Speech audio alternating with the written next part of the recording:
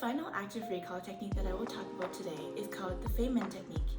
It's named after Richard Feynman, a Nobel Prize winning physicist who was able to explain very high-level concepts in physics to layman people. So the basic gist of the concept is as follows. So first, you pick a topic that you want to cover, and then you try to explain it to somebody else.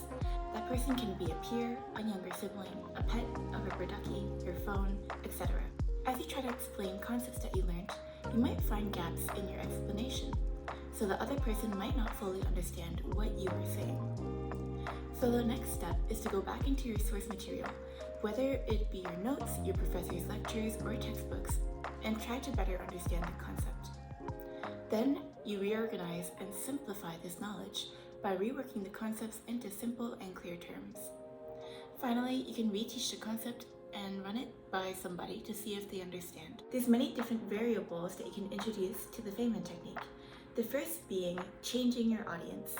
Depending on how old your audience is or what their understanding of the topic is, you can create different analogies and simplify the topic down to its fundamental state.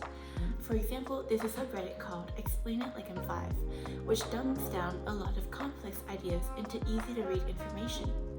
Another great example is the 5 Levels of Difficulty series by Wired, where experts try to explain concepts such as black holes, machine learning, blockchain, or connectomes to various audiences throughout stages of life. On top of varying up your audience, you can also change the way that you explain the concepts to different people. You can use occlusion on diagrams from your courses and try to explain them, or redraw the diagrams completely as if you were a professor teaching on a whiteboard.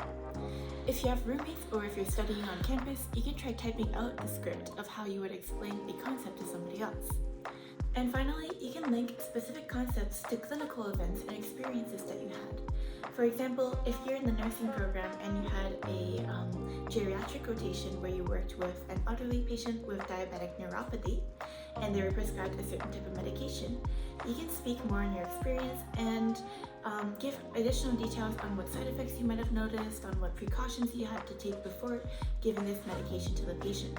Having these personal anecdotes, especially if they're emotionally charged, will activate different areas of the brain, such as the limbic system, which can help you actually remember information more effectively than if you were just reading them off of a textbook without making that connection between the two concepts. That'll be it for today's video. I hope you found it helpful. The Feynman technique is definitely an underutilized technique, but more students should try it out.